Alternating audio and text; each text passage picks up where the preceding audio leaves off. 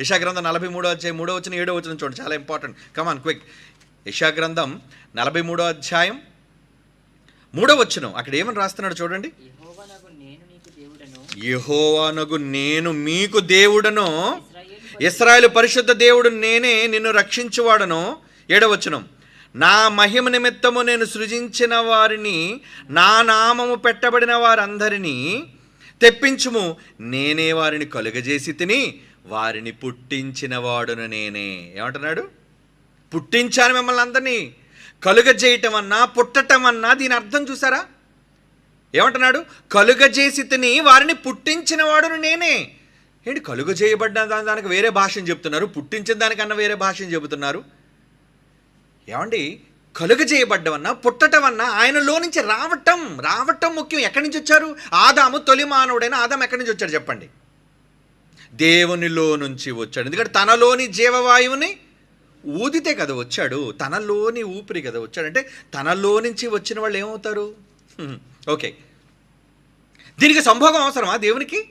అంటే దేవుడు అనగానే ఒక దేవత కావాలి, ఆ దేవతతో దేవుడు సైనించాలి, ఆ సైనిస్తే ఏంటి మళ్ళా అంగాలా దేవునికి ఉన్నాయనుకుంటున్నారా? మళ్ళాగా ఒక ఏమంటారు దాన్ని, కామ ప్రక్రియ జరిగితేనే ఇద్దరు దేవుడు దేవత కలుసుకుంటేనే పుట్టుక జరుగుతుంది, ఇదేదో పెద్ద పాపము నీచ కార్యక్రమం అనుకునే వాళ్ళు. దేవుడు ఎలాగైనా సరే పిల్లలను కలిగించగలడు. కానీ పిల్లలను ఎందుకు చెప్పాడో తెలుసా? తనలో నుంచి వచ్చారు గనక కుమారులని. ప్రకృతిలో దేనికి అనలేదు, దేవదూతలకు దేనికి అనలేదు. దేవదూతలు పిలిచాడా కుమారులని అని? దూతలలో ఎవరిని గూర్చేయనని ఎప్పుడైనానో చెప్పినా?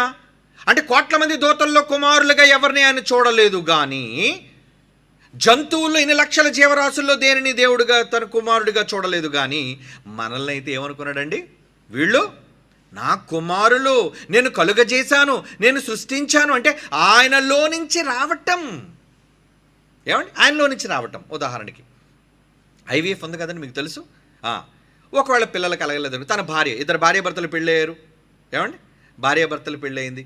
భర్త వలన భార్య, ఆమె గర్భసంచి లోపం వల్ల దేని వల్ల ఆమె పిల్లలకి అనలేకపోతుంది. అప్పుడు భర్తలో ఉన్న ఏమండి ఏం చేస్తున్నారు? భర్తలో ఉన్నది శుక్రకణాన్ని బయటికి తీసి మరొక స్త్రీలో ఒకవేళ ప్రవేశపెట్టిన ఆ స్త్రీ ఒకవేళ గర్భవతి పిల్లని కన్నా ఎవరి కుమారుడు అవుతున్నాడు అతను? చెప్పండి, ఎవరి కుమారుడు అవుతున్నాడు? ఏ తండ్రి నుంచి అయితే శుక్రకణం సంగ్రహించబడిందో, ఎందుకంటే ఆ శుక్రకణం ఎవరిలో నుంచి వచ్చింది? తండ్రిలో నుంచి వచ్చింది. ఆయనలో నుంచి కదా వచ్చింది. ఆయనలో నుంచి వచ్చినప్పుడు ఏమండి, అది ఒక భార్యలోనికి ప్రవేశించిన ఏమండి సంభోగం ద్వారా, లేదు సంభోగం లేకుండా వేరే స్త్రీలోకి ప్రవేశపెట్టిన ఆ స్త్రీ ఏం మలినం కాలేదు, ఆ స్త్రీ కన్యకగానే ఉంది. కానీ ఆమెలోకి ప్రవేశపెట్టిన ఆమె నుంచి పుట్టిన కుమారుడు కాడా? ఆ తండ్రికి కొడుకు అవ్వడానికి అధికారం లేదా? ఉంది. అంటే దేని బట్టి ఇతనికి అధికారం ఉందని మీరు చెప్పగలుగుతున్నారు?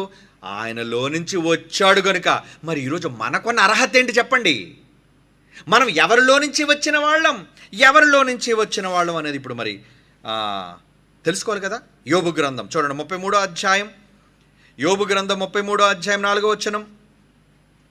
యోబు గ్రంథం 33వ అధ్యాయం 4వ వచనం, దేవుని ఆత్మ నన్ను సృజించెను, సర్వశక్తుని యొక్క శ్వాసము. సర్వశక్తుని యొక్క శ్వాసము. శ్వాస అంటే మనశ్వాస అంటే అర్థం అవడానికి దేవుడు ఏదో ఊపిరి పీల్చుకున్నాడు, ముక్కుంది ఊపిరితిత్తులున్నాను కాదు అక్కడ అర్థం. శ్వాసం అనగా మనలో నుంచి వచ్చే గాలి, మన ఊపిరి అని అర్థం.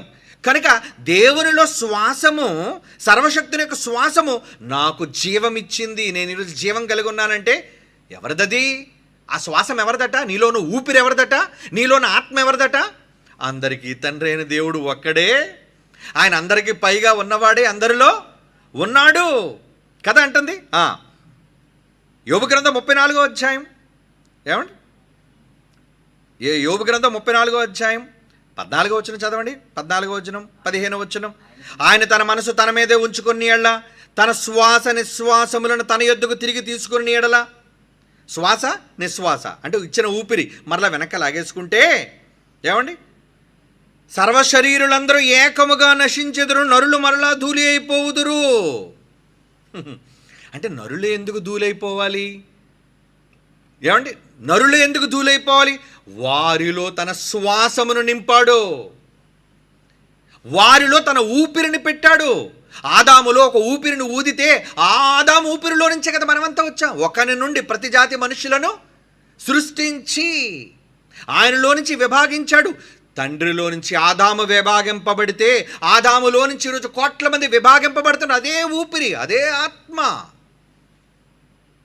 అంటే ఏమంటే ఇప్పుడు ఐవీఎఫ్ ద్వారా సృజించిన వాళ్ళు, బాగా వినండి, ఐవీఎఫ్లో ఏంటో తెలుసా అండి, వాళ్ళు టెస్ట్ ట్యూబ్లో దాన్ని ఏం చేస్తారు, ఫలదీకరణం చేస్తారు, మీకు తెలుసు, అండాన్ని శుక్రకణాన్ని కలుపుతారు.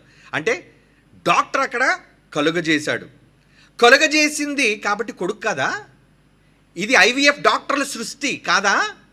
ఏమండి? ఎస్, ఐవీఎఫ్ అనేది వాళ్ళు చేసిన సృష్టే, కానీ వాళ్ళు సొంతది కాదది.